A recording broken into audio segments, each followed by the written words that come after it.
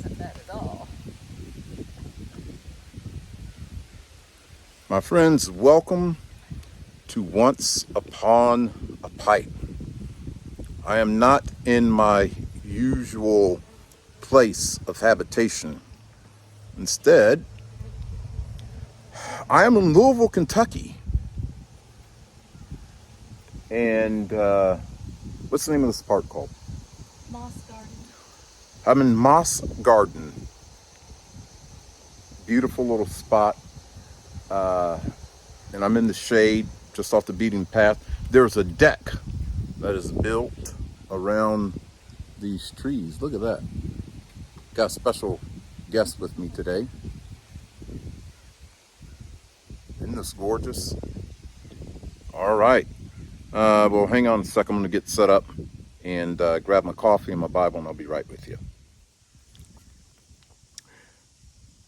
So on this gorgeous Friday, July the 19th, I've got my Morgan & Bones little nose warmer and some Boswell's Titus inside.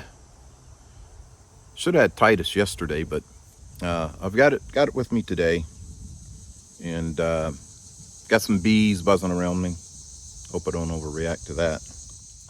Just trying to get a good even light there.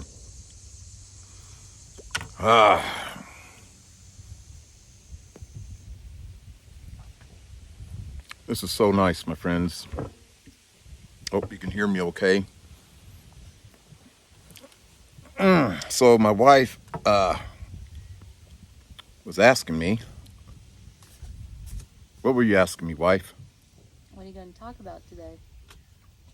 What am I going to talk about today? Well, let's see. What do we have opened up there? Looks like she has turned to Ecclesiastes chapter 3. Just bear with me. Bear with me, guys.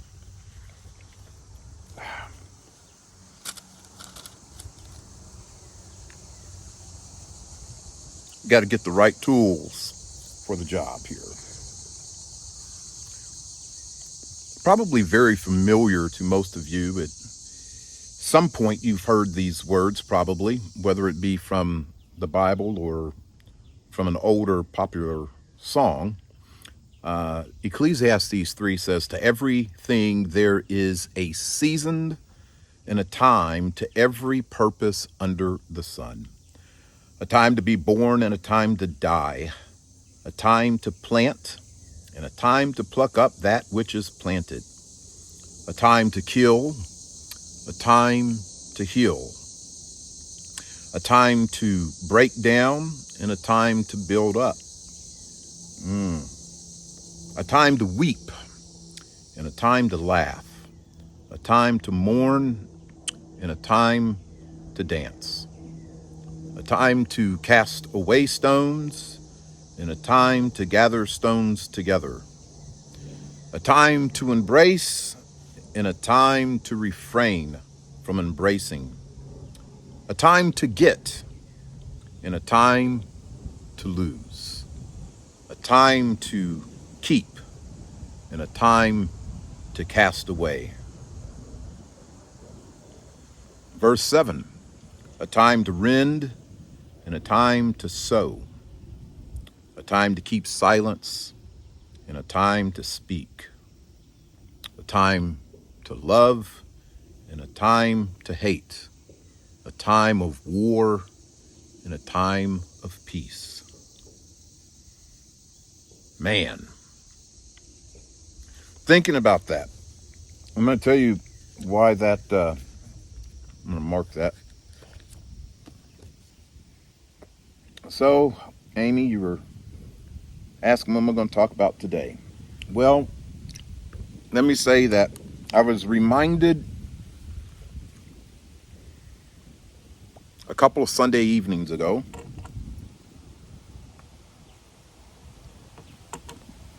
a dear brother at church and I were standing on the back green grass of our church, and there's a slope that goes down, and so we're standing up here and were watching the youth as they're tossing the football, kicking the soccer ball, and playing in the Gaga pit.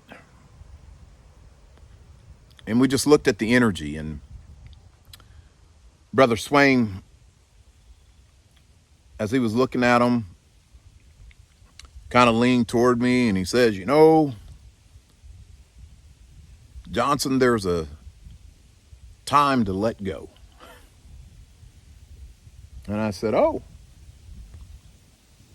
I said, what do you mean by that? And as he looked at the youth, Brother Swain's a little older than I am.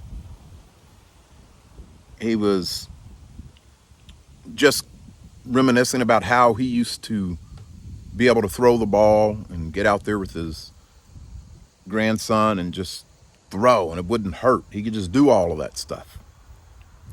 And now, if he gets out there and tries to throw, there's going to be a little ache and a little pain. And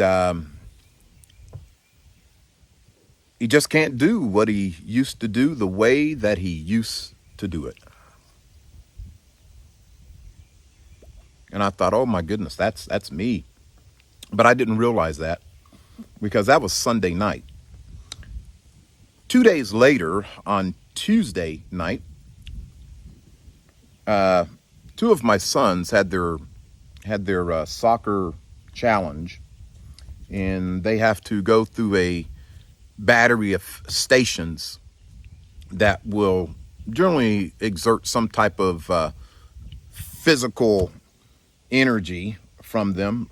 And each year I work a station. I volunteer as a parent, and Amy and I this year we had the burpees. So in order to make sure that the kids did the burpees correctly, I demonstrated for each group, and we had 5 or 6 groups that came through, and I demonstrated for each group the correct way to do the burpee so that they would count each repetition correctly. Well, after doing that all night, I didn't realize it till I woke up the next morning, and I began to make some noises as I was getting out of bed, like, oh, man, what the, oh, that's my back. And my poor wife, she has to listen to that. Is that true? Yeah. And so most of the day she's hearing me grunt and groan. I'm getting out of the car making these noises. I never made noises before getting out of my car that I'm aware of. I never made noises before getting out of my bed. And there were just different aches and pains. Earlier this morning, like at about 4 o'clock, my poor little puppy got sprayed by a skunk in our backyard. So I ended up getting up at 4:30 and getting dressed, mixing some apple cider vinegar solution to spray on his coat. And I had to get my puppy into the back of my truck.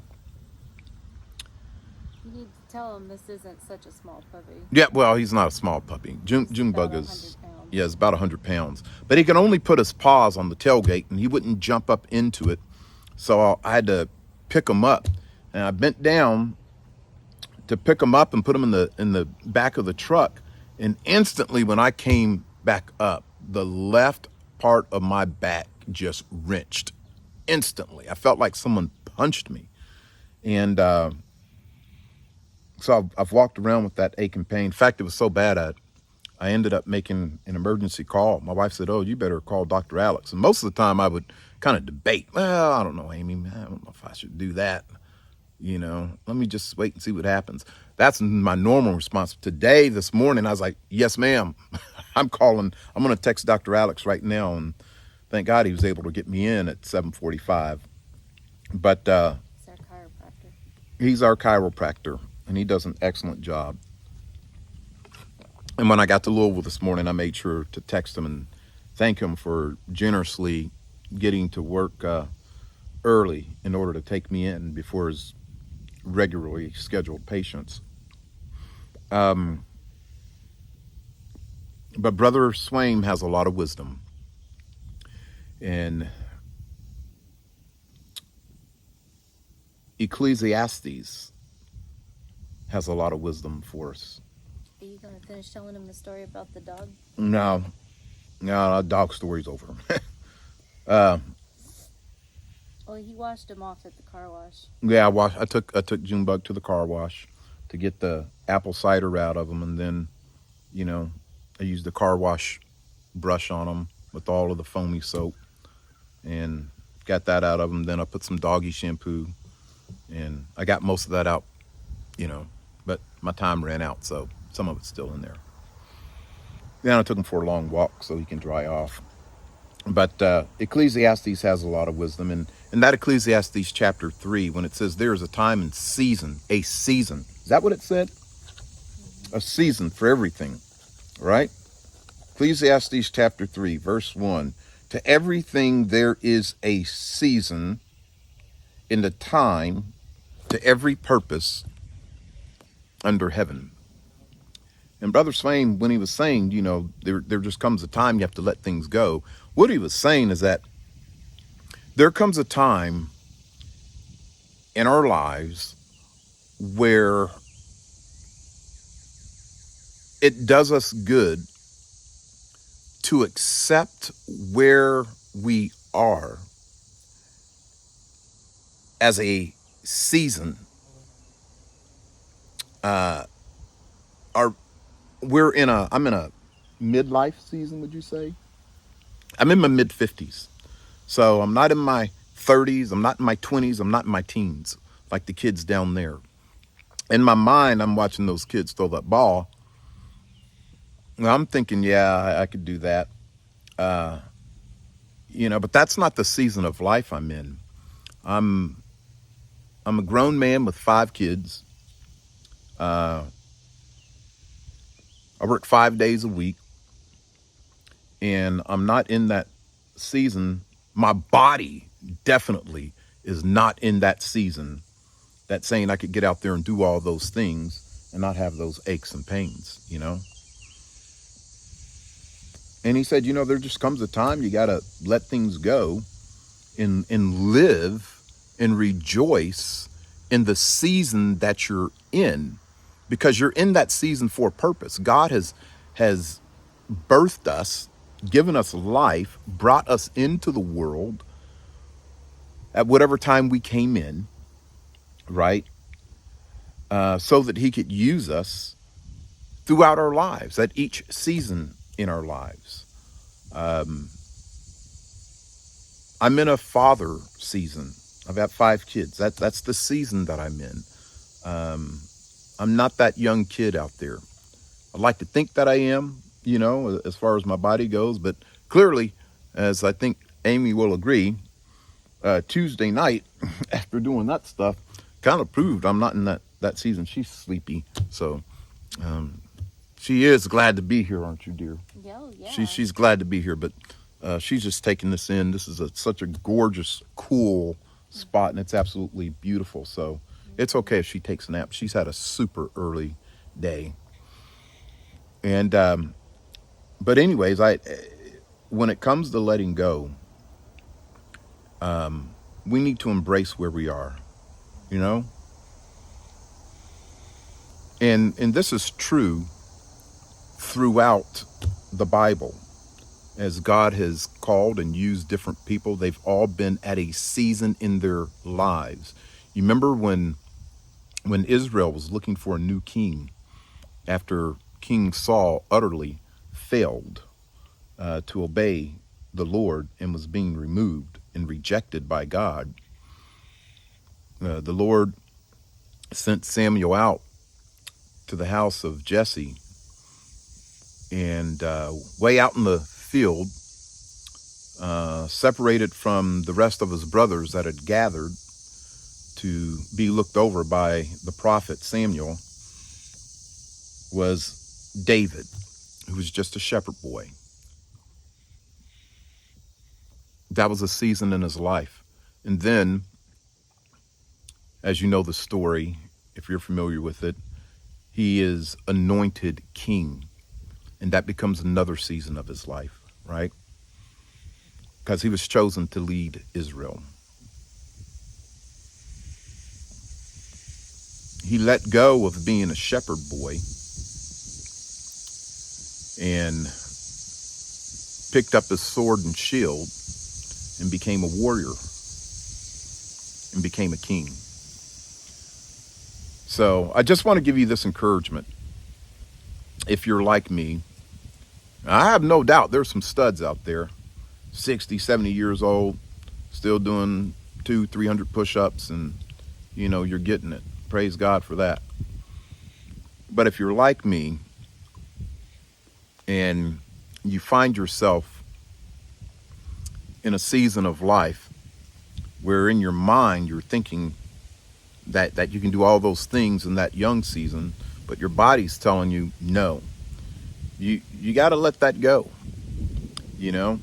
So I may not be in that season where I can be down there playing with those guys and showing them how it's done, but God has given me this season of my life so that I may not be playing with them on the field, but I can certainly be mentoring and guiding them, coaching and teaching them along their life journey where they are. Thinking of that, what season are you in? And also, taking it just a step further, what are some things you need to let go? Remember, there is a time and a season for everything under heaven.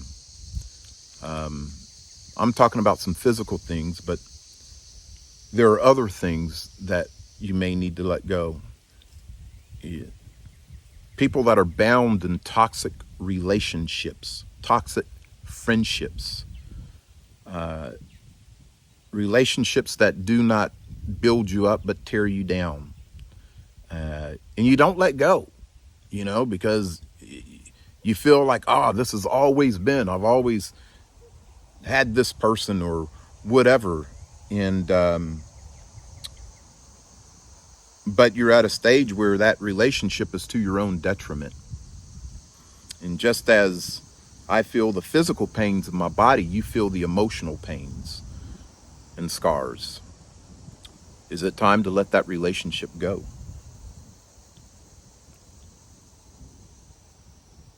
Maybe some of you have been in, this crazy lifestyle.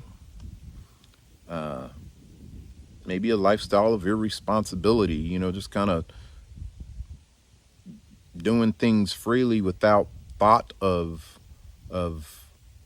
growing up to be the man that you need to be.